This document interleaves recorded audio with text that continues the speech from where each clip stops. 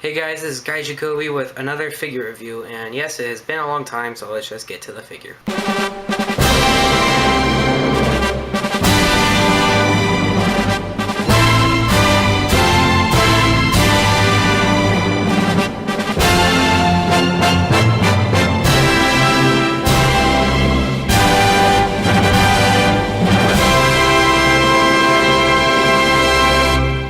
Today I will be reviewing the Bandai Sildron. Now, just before I do anything, this time I'm going to start with rarity. This guy is one really rare figure. And this is a figure that I've been looking for years along with my King Ghidorah, just not as long as my King Ghidorah. And I got this guy for $13, and that is one good steal in my opinion. But I can kind of see why, because the horn's slightly chipped, and I didn't notice that in the pictures, but I can get past that. It's still a really good figure. Now, articulation, it's very limited. Just the arms, and these things stop it. And if it were soft vinyl, I feel like I could push it past, but it is not. It is, like, the hardest to squish out of all of my figures in my entire collection. I could damage somebody with this. Just listen to this. Yeah, really hard vinyl. The tail can also move, but if you look closely, you can see that the vinyl started to stretch when I was twisting it, so I'm just going to count this as 2.5, because I feel like there's softer vinyl ones out there, but I don't know. Now, on to detail. Yay! Now, unlike most figures nowadays, this guy's detail is phenomenal. Like, they have the holes in where the suit actor looked. They carefully etched in all of those little etches. But the reason why he's smooth in some parts is because that's how the suit was, especially on his forearms, which are completely indestructible for some reason. And, like, he's smooth in most parts, but it's good because he's supposed to be that way. And am I the only one that noticed that he looks a lot like a scorpion because of the claws and the stinger at the end of the tail, which he never used, which I feel like would have been perfect.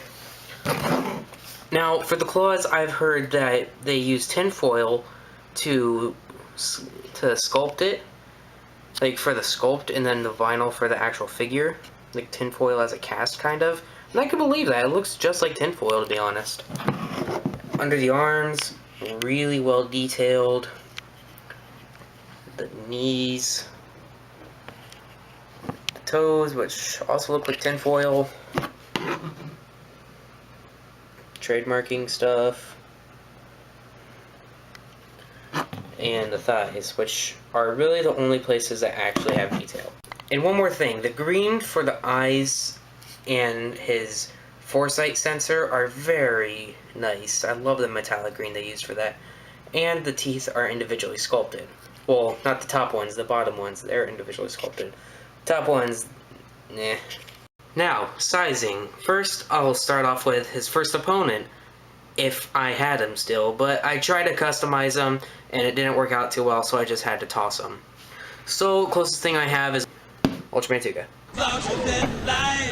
Now, this is extremely bad. Sildron was so much taller than Dinah. Like, I always go by the shoulders because the suit actors tended to be around the same height. And this is around what it should be. This is just pathetic. Alright. Now I'll just sit back for now. Next is his second opponent ever, but not the clone version, Silvergon. This is still bad, but not as bad. He should be slightly taller, and it's still very noticeable. But it's not nearly as bad as how it is with Tiga. Now the rest are figures that are monsters that he never actually appeared alongside, but I feel like a lot of people still have them, so you can get a general size. First is the Ultra 500 Gamora. Now I feel like this is actually really accurate. Maybe a bit taller, like around there. But I feel like if these two actually fought, this would be pretty close to being accurate, because Sildron is really tall. Next is another figure that I'm pretty sure a lot of people have, and since this year is Ultra 7's 50th anniversary, Miklas. Again, I feel like this would be pretty accurate, but at the same time I don't. Gamora, height-wise, yes, that'd be extremely accurate, but not mass-wise, if that makes sense. This looks so accurate mass-wise, but not height. Sildron should still be taller, but not up to his, like, to the top of his horns, but it's still pretty decent. And next is my first ever insectoid kaiju, considering this is my newest. Here he is, Antlar. I never actually compared these two before, but Jesus, is Antlar tall. Again, Sildron should be a lot bigger than Antlar, but yeah, geez, man. Wow.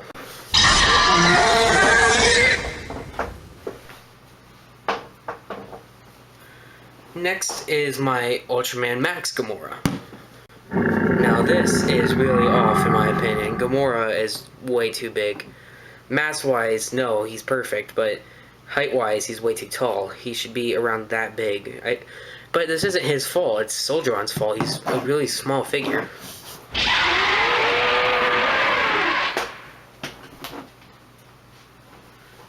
Next is the figure that I got right before this guy. It is the model kit Kamen Rider O's. No real reason to show this guy off, I just want to. Just to show how big he is. I might review him next, I'm not sure.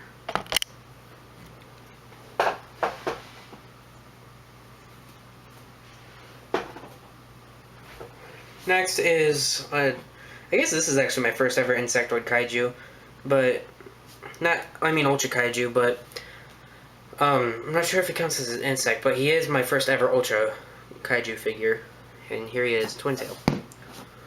This, I feel like this would be perfect. Well, no, I still feel like Sildron should be taller, but again, it's not his fault. Twin Tail is actually a really nicely sized figure, it's just Sildron is not. And now here's something that I'm going to start doing from now whenever I do a review. I'm going to quote other Godzilla reviewers.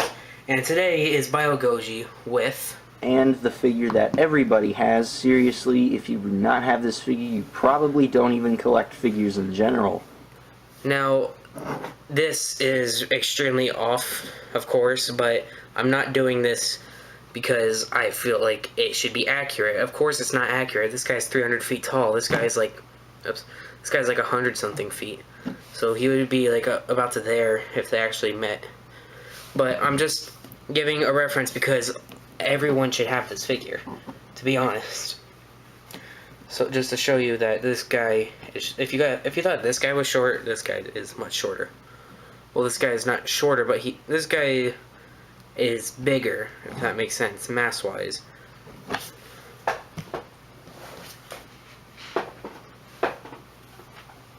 Next is another figure that I feel like everyone should have by now, the Bandai Shin Godzilla. Again, not going for size accuracy, just as a reference of how small this guy is. He is actually quite small, which really disappoints me because I was really looking forward to this figure, a yo-yo. By Bandai Showa King Ghidorah, and I feel like this is actually really well done because Ghidorah is pretty big. Not just the figure, but, you know, in the movies. And this is Showa, and all Ultra Kaiju are Showa size. So this is actually this would be pretty accurate if these two met up, and at least I would think so. And finally, next to Cloud. Good boy, Cloud. Finally, the rating. I gotta give this guy a 6 out of 10. Even though I'm extremely happy that I bought it, and it is like my second favorite figure in my entire collection, he is way too expensive than he needs to be. His sizing is really off, his articulation is bad. But I forgot I mentioned this in articulation, he has a glue seal in the neck, but that's kind of useless. Because it wobbles around, and the joint is just an odd shape, and it won't work. So only 2 points of articulation really, because the tail will literally tear if you go any further than it needs to be. Detail is phenomenal. That's the best part about this figure, but he's way too small. And rarity, he is extremely rare, and I am so happy that I got him for this price. So that's another perk, just the rarity alone.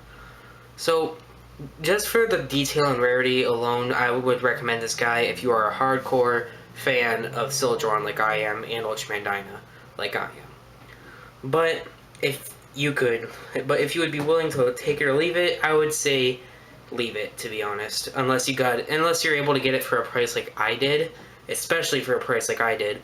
Maybe like $30 considering how rare this guy is. 50 might be overdoing it, but don't spend like $70 like I've seen it on eBay before. It's not worth that much, trust me. I know. So I will see you guys next time in another video. Bye.